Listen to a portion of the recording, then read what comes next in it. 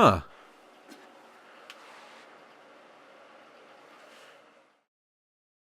Warning! This video will not spoil the latest Last Jedi trailer or show it, but it will spoil at least all or part of these. Because when it comes to the matter of avoiding spoilers, it's been an interesting week for Star Wars fans. The new trailer for Episode 8, The Last Jedi, hit the internet, and I'm gonna be honest, I haven't seen it, largely because of this tweet. He later went on to retract that statement and tell fans to just watch it, and judging by my friends' reactions, it's a pretty damn good trailer. I trust them on that, but I am not watching it. I'm firmly in the come in clean camp. And the reason that I'm in that camp is because there have been so many movies and games that I enjoyed precisely because I didn't know anything about them going in. And there have been plenty more that I found less enjoyment out of because something was spoiled. Let me tell you about one of the greatest movie-going experiences of my entire life. The year is 2013, 2014-ish, I think, and my local theater is showing Alfred Hitchcock's 1960 classic, Psycho. And I'm gonna warn you, if you were like me and all you knew about the movie was the iconic scene, you need to stop watching this video and go see Psycho. It's a classic, and you're going to enjoy it much more if you don't know anything about it. Because I didn't know anything about it aside from that scene, and it was a hell of an experience.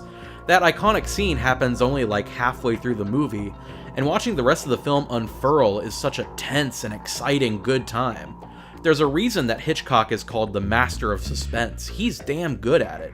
But if you know anything about the movie's later twists going in, all that suspense is for naught. I had similar experiences going into Star Trek Into Darkness and Frozen.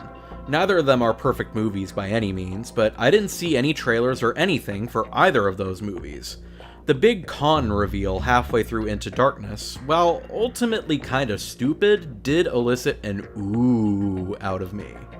And when Han said this, "Oh, Anna. If only there was someone out there who loved you."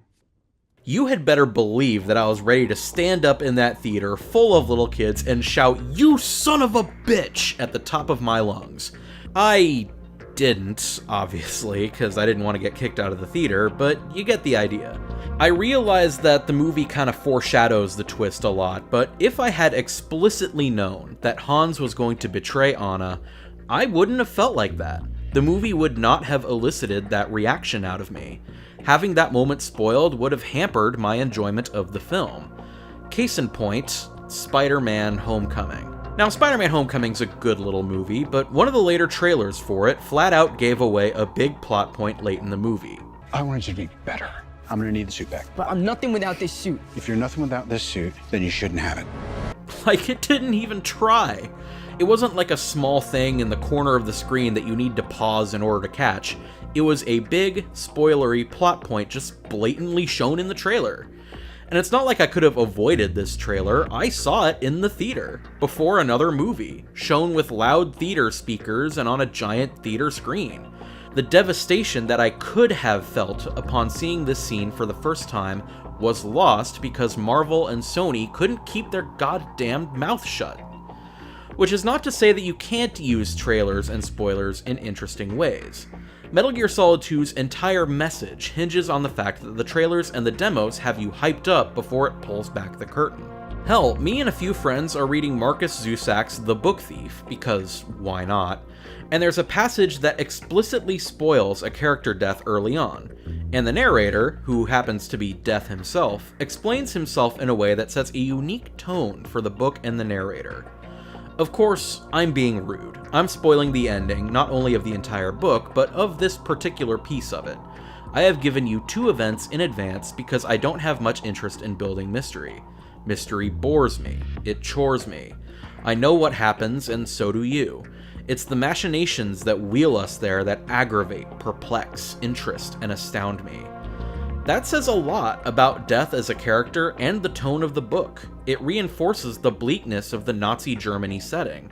It uses the very idea of a spoiler to convey a feeling to the reader. So could Rian Johnson be setting us up in a unique way for The Last Jedi in that manner?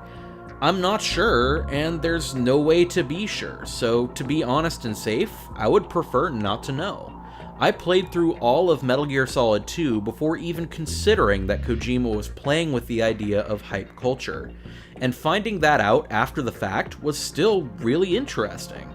In fact, it kinda helped me feel a bit smug that I didn't fall for it or feel played the same way many players did, but I still appreciated Kojima's intentions. So, because of that, I'm going to go into Last Jedi as blind as possible, so y'all are welcome to join me.